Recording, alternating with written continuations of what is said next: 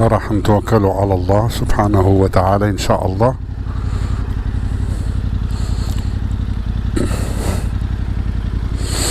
يا الله يا رحمن يا رحيم. بسم الله. افتح هذا الضوء.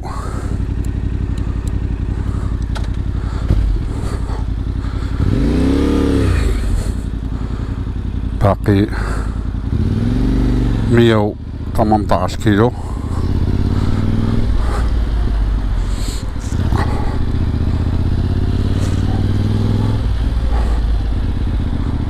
والله بسم الله توكلنا على الله ولا إله إلا الله.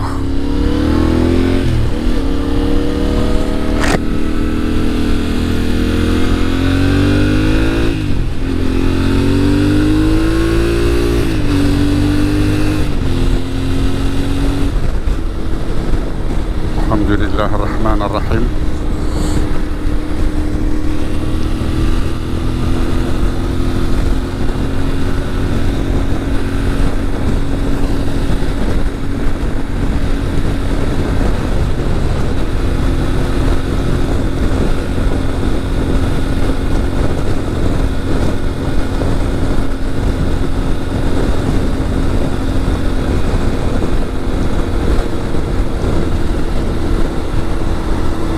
درجة حرارة الساعة 23 وساعة 9.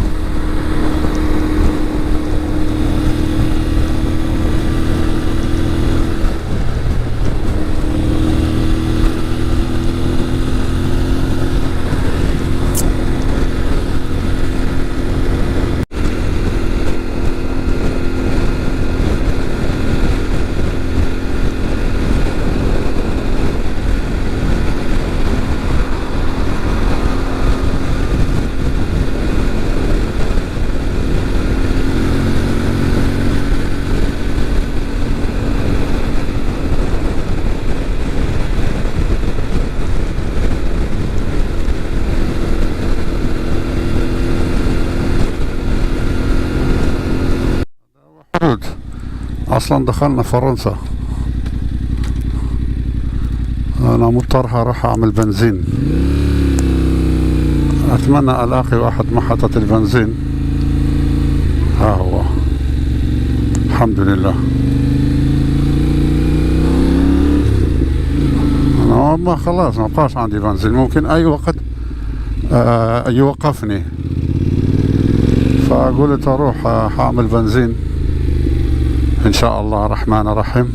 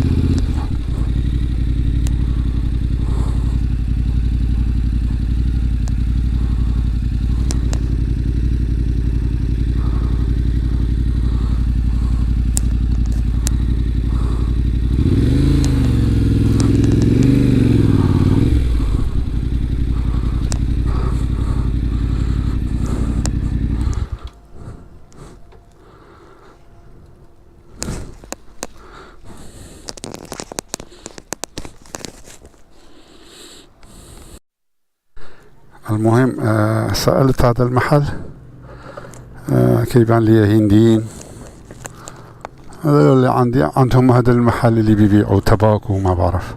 المهم قال لي هكذا 5 كيلومتر. أتمنى إن شاء الله يوصلني، أتمنى. فمضطر أنا ما بقاش عندي بنزين. حسبناها قلنا ما عرفت والله، ما عرفت شنو هو السبب. زعما حتى الثقل ما يمكنش، كان غير متوقع. في الداخل المدينة سقت فيها هذاك المرة ما بعرف شحال قلت، 100 وشوية. دلوقتي خط سريع طبعا، لأنه انت على طول كتسوق هيكون كيصرف أقل، ده طبيعي حتى مع السيارة.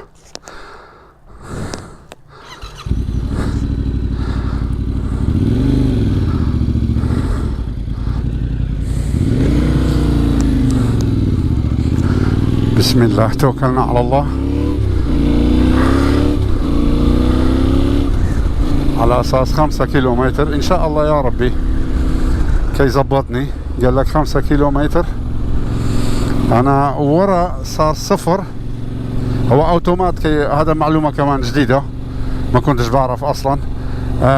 لما كي يكون خلص البنزين، يكون آخر قطرة، كي يبدأ كي يرمش. لما الرمش كي يعمل لك الزيرو، كم كيلومتر انت سقتي، كي يعمل لك زيرو، او كي يحسب لك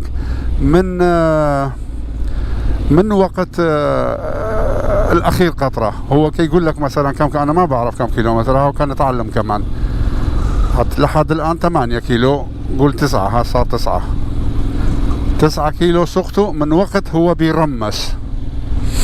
وبيرمش يعني هو صافي خلاص، اخر قطرة، قصدي اخر نقطة في هذا العداد البنزين.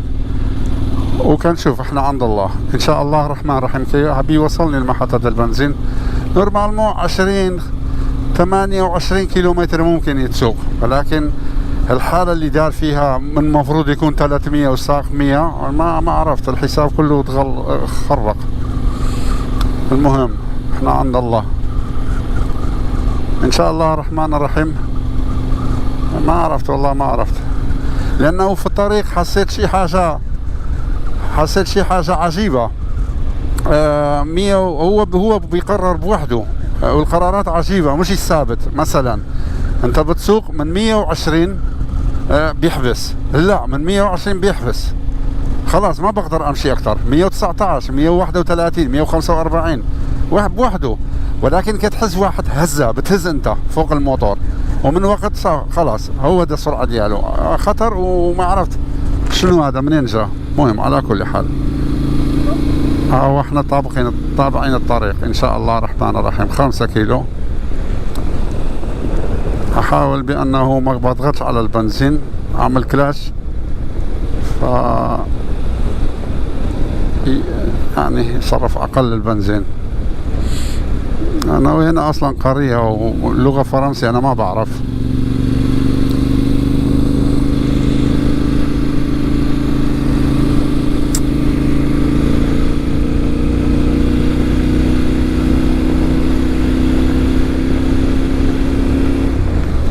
كان انت قول 9، كان 9، ها 10، ها 11، يعني 2 كيلومتر تبع سوقته، باقي لي 3 كيلومتر اوصل محطة البنزين على اساس ان شاء الله. ان شاء الله صار 11.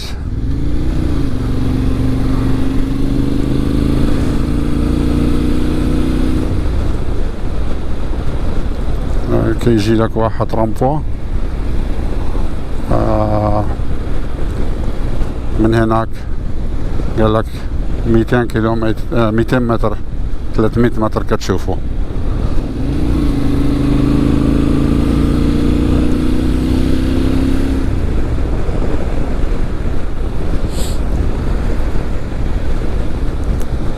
المهم احنا هسه في ارض فرنسا،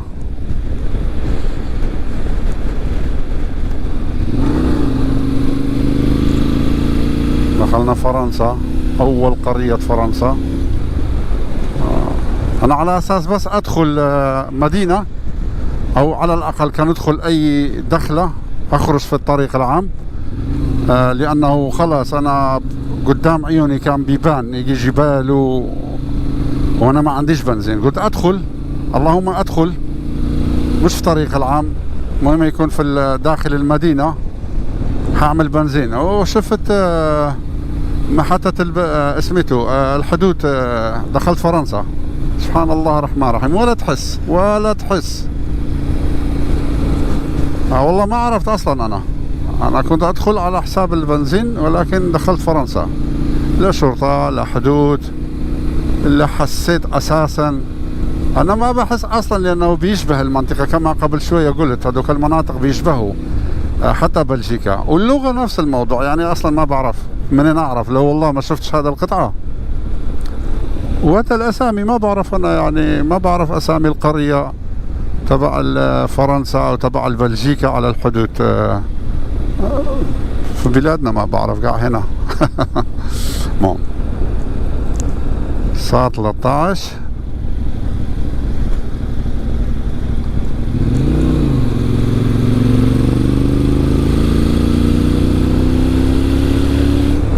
من المفروض يكون قربنا إن شاء الله.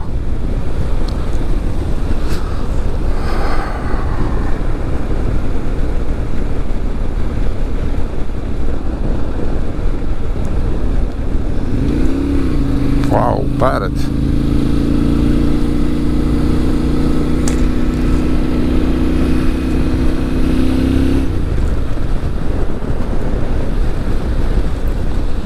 غابة ما شاء الله، غابة عظيمة.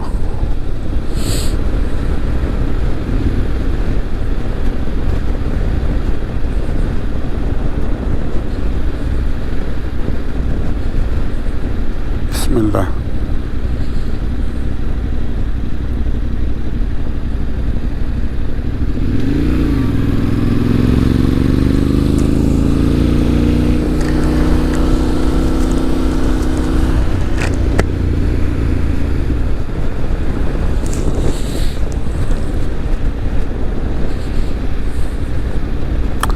على أساس 5 كيلو قال لي. ما بقى والو، كان وصل 6 كيلو كان سوق.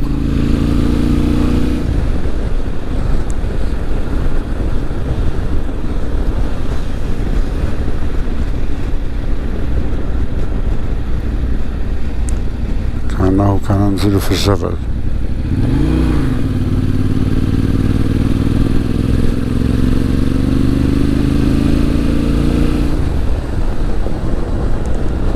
نعم صار 15 كيلو وشوية كمان، وأنا كان 9، يعني صار 6 كيلو وما شفتش محطة البنزين، ما شفت أي حاجة. الله يستر. ليش قال لي هكذاك؟ رغم عندهم محل، يعني بكينا هذوك النوعية الناس.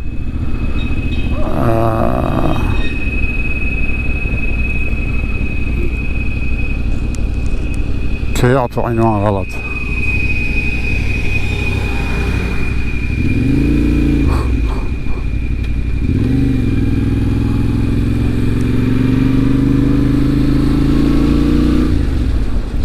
المهم حنشوف. يمكن هو مسكين ما عرفش، يعني باعتقاده 5 مش 5.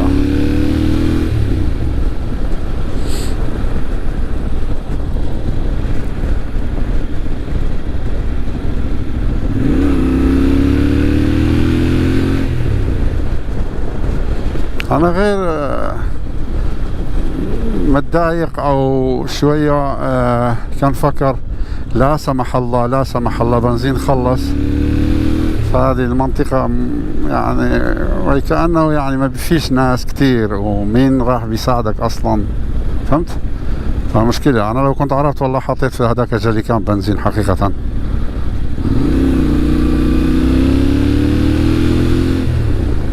يمكن سبحان الله.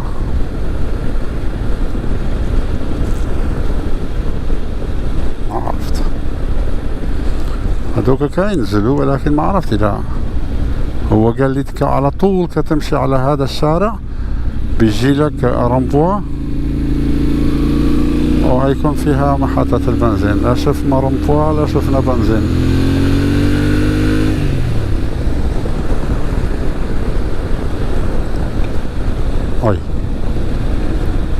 مش ناقصين نوقع كمان.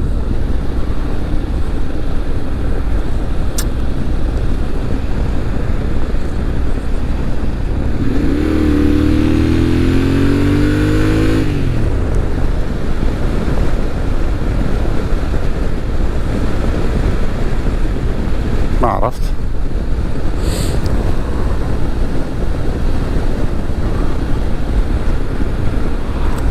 زعما أنا ما شفت رمبوه، سبحان الله.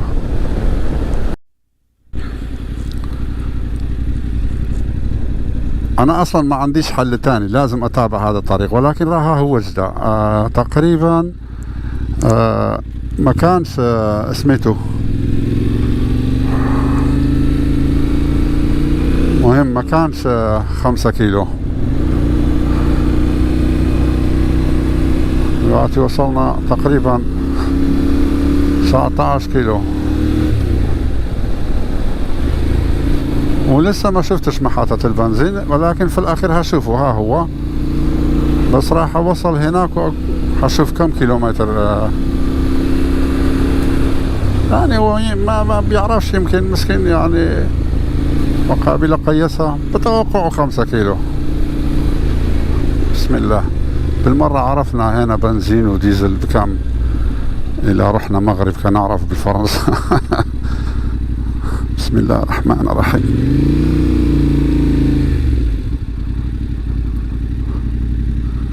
الله الله على الراحة.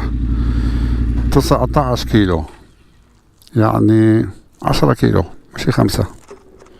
المهم هذا مش مشكلة.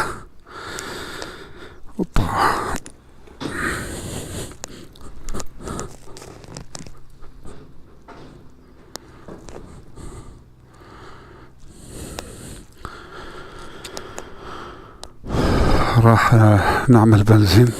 كم كانت؟ ديزل بإيرو 81 وبنزين إيرو 77، شوية أرخص من بلجيكا. مهم ها هو بإيرو 77.9 إن شاء الله نعمروها.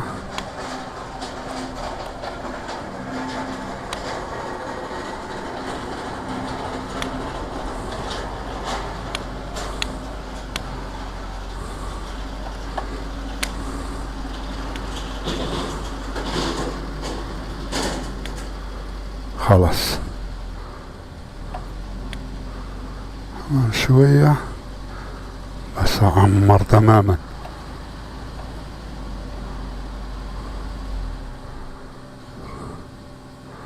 لا المرة دي عمر 22 ايرو فاصلة 6 على 12 لتر و40 ان شاء الله.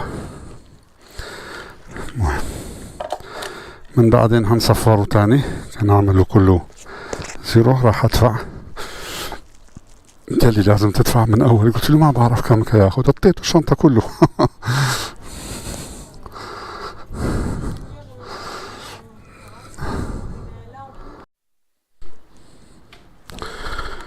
المهم نتوكلوا على الله. عملنا كله صفر. 187 كيلومتر ساق من فول تانك. انت قول 200 لانه سقنا شويه في المدينه، قول 200 فول تانك، وهذا غير معقول حقيقه. مهم نتوكلوا على الله، نكمل طريقنا. بسم الله.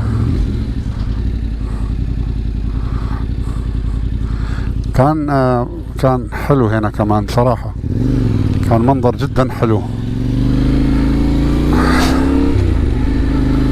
نشوف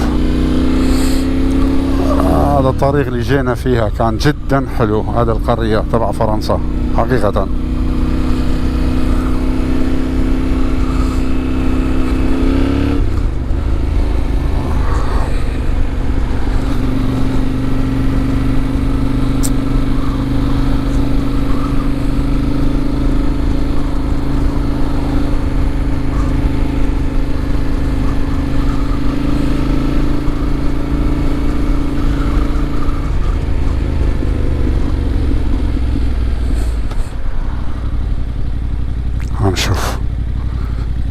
الله، جمال جمال.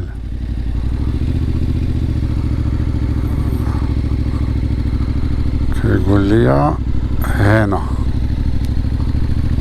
ريمش، هروح ريمش هشوف شنو كاينه غير هكذاك منظر عجبني.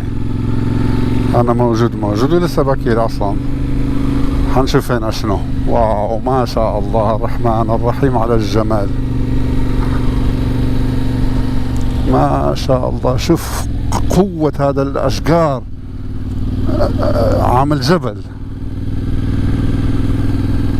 هنشوف.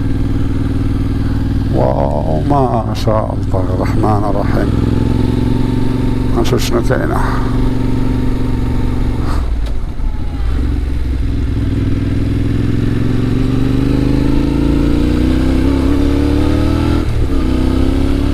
كمان حلو.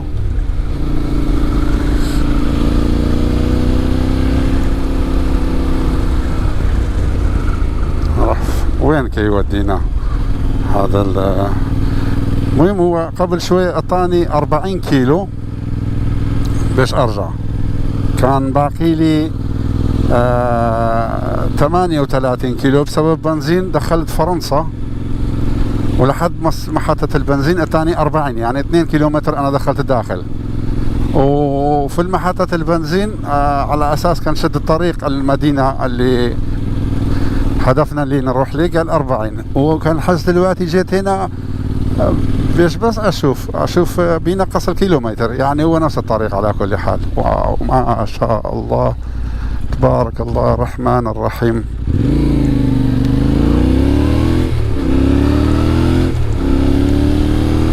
جدا حلو حقيقة. هاكي ينزل الكيلومتر، يعني ممكن كمان من هنا نروح أردينا. المهم الهدف احنا ها هو نتسلى ونصور هذا المنظر الحلو.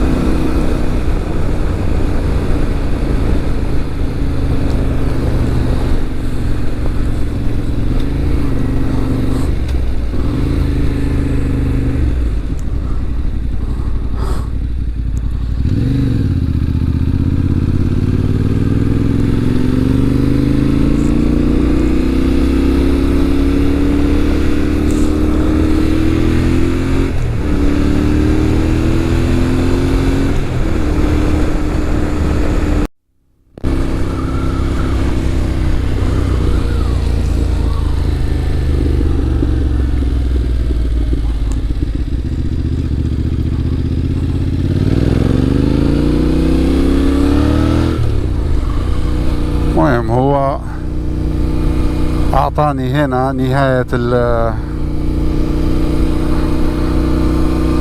خلاص، هو قال لي هنا أدينا حتى ما ودانيش مدينة. مهم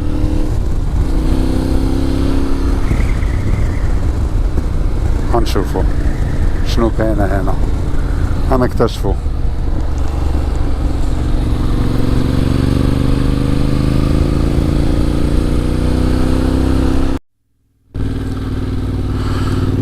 هذا داخل القرى الفرنسا، ما شاء الله جميل جدا جدا جدا، تحفة متعة كما تلاحظون. واو ما شاء الله الرحمن الرحيم، ما شاء الله ما شاء الله ما شاء الله ما شاء الله على الجمال، على جمال المنطقة. تبارك الله الرحمن الرحيم. راح اصور موتور هنا واحد صورة.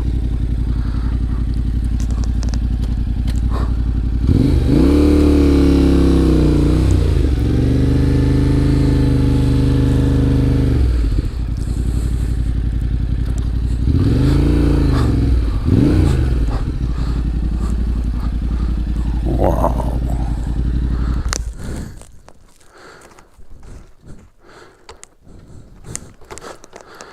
راح اصور صورة هنا. حيكون تحفة. شوف المنظر، الله ما هذا الجمال، رابيو. واو شوف البيت هذا، واو. وهنا قد ايش حلو، شوف ما شاء الله الرحمن الرحيم.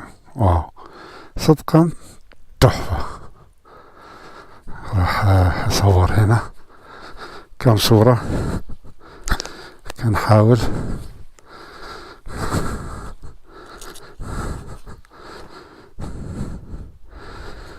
فوالا ان شاء الله راح نتوكل شوية. ريحنا هنا، بردنا شوية موتور، و 103 كيلو. بسم الله، يا الله. راح نتوكل على الله ونشد الطريق.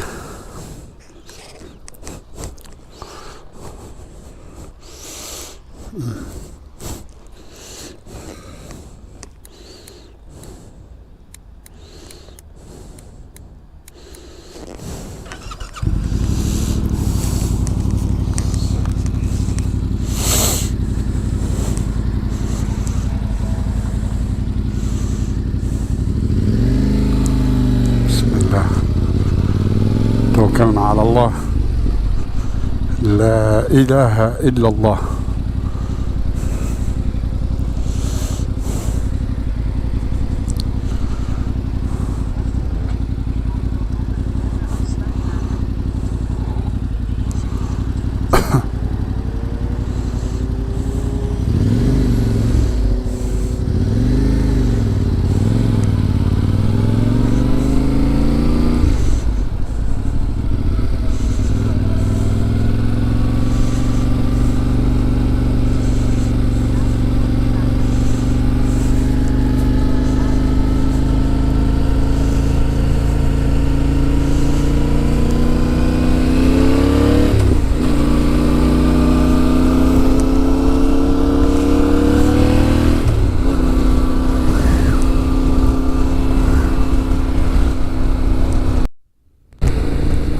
بعد دخلت بلخيا او بلجيكا، عملت واحد دورة في فرنسا، خلاص دابا دخلت بلجيكا.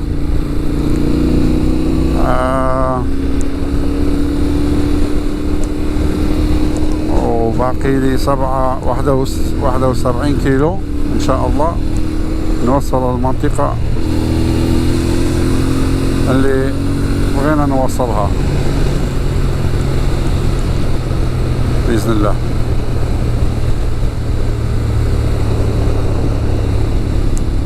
توكلنا على الله.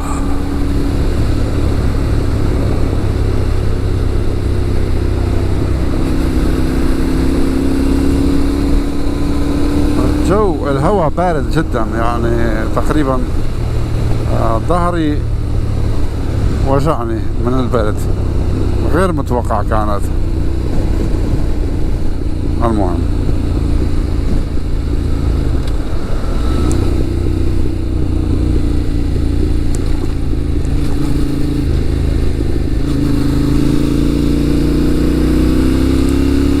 ما شاء الله الرحمن الرحيم على الجمال.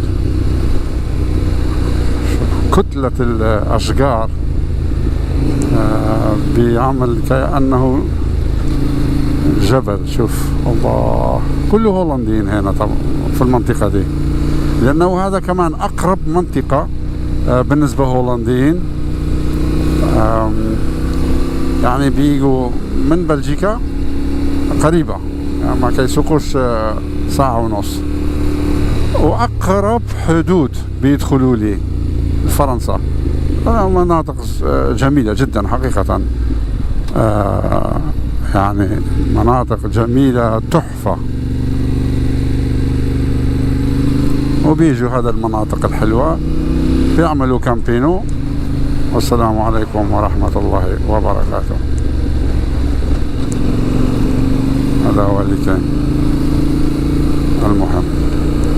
هذا القصة جميلة. فرنسيين ما بيتوقوش رقم هولندي، بالأخص الرقمات اللي تبع الكرفان وكاميونات وحاجات. ليش؟ هم فرنسيين بيعتبروا هولنديين أبخل بشر في الأرض، وده حقيقة.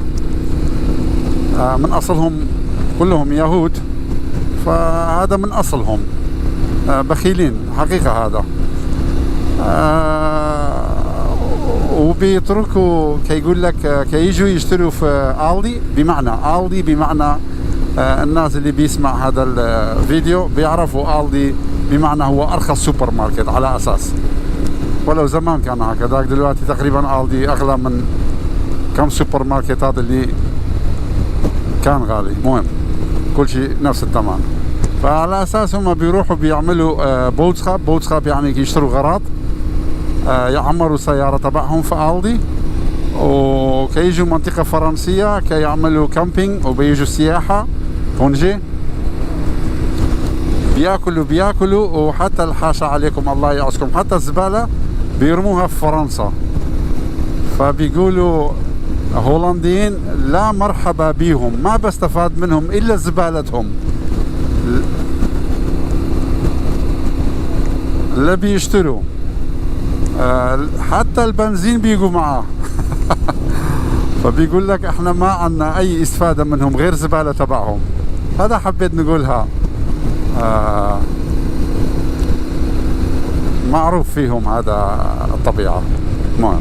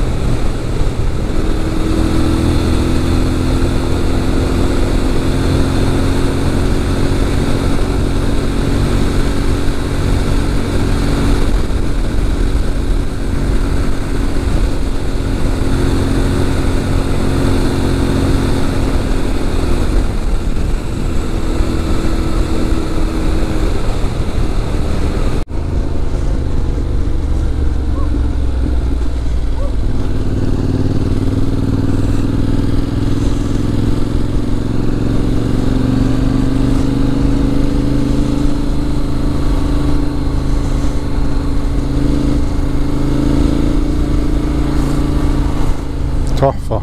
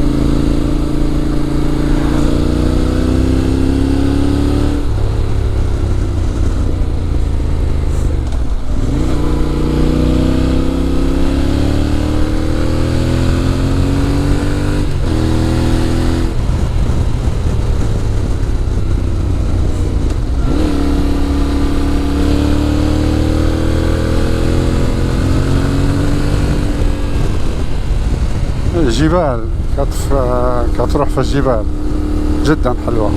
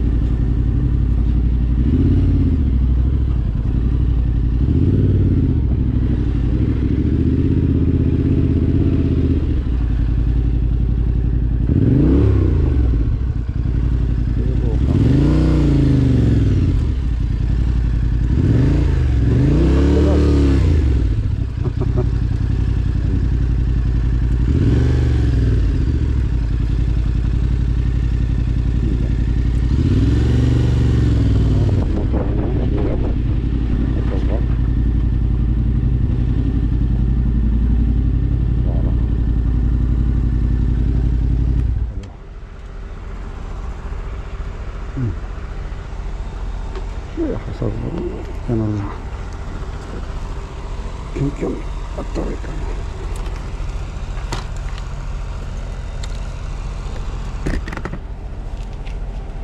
لما تتوقف حار شوف الموتورات اللي موجودة هنا، حتى هنا يعني فيها موتور كتير ما شاء الله الرحمن الرحيم. شوف المياه، شوية منطقة جبلية حلوة جدا. حلوة يوجد الموتورات بيئين تقريبا.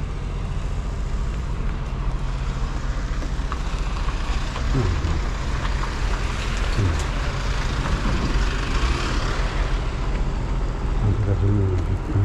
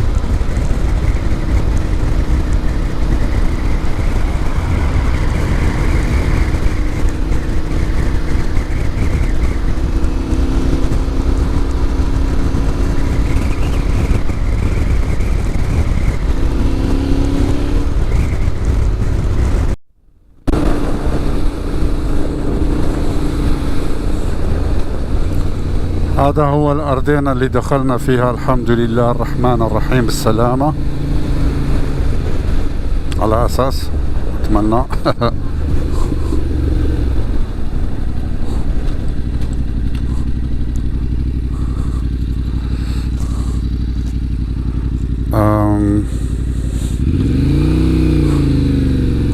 أتمنى كمان كان يجي هنا.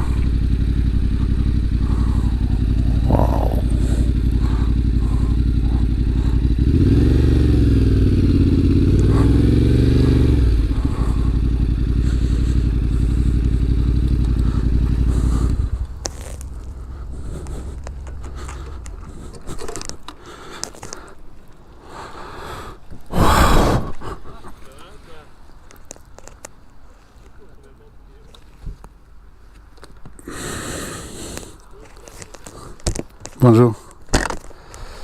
Wow.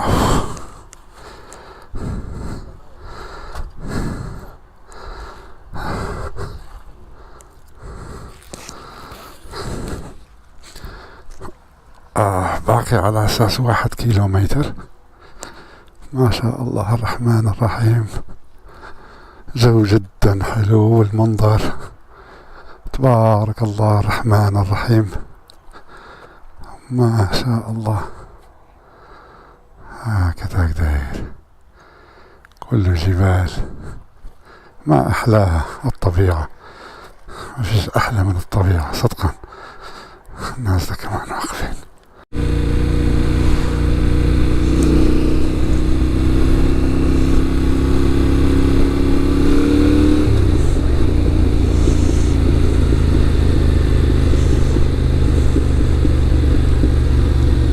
وهذا شتي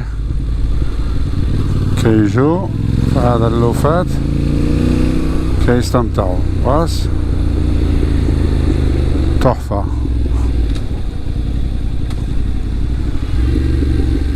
منطقة تحفة جدا جدا جميلة بصراحة.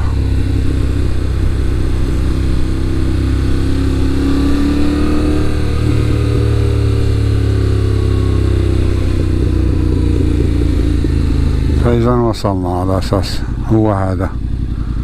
هو هذا دينان أو أرضنا.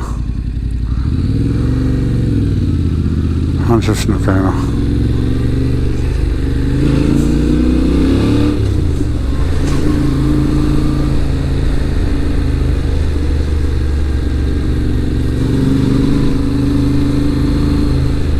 خلاص قال لي انت وصلت. فإذا هو هذا المنطقة اللي سائق دراجات بيجوا عليها وبيلف وبيدور، بس أنا تعبان جدا لذا ها هو الجبل. أروح أول شيء أرتاح شوية في مكان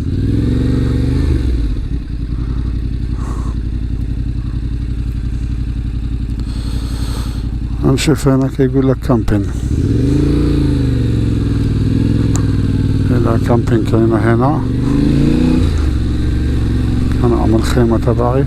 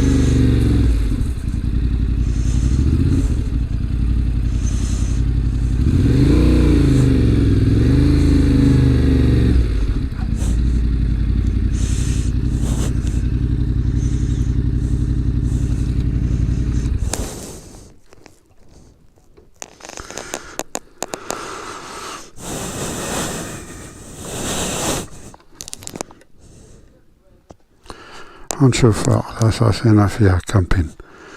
هشوف أسأل هذا الهوتيل شنو كاينه.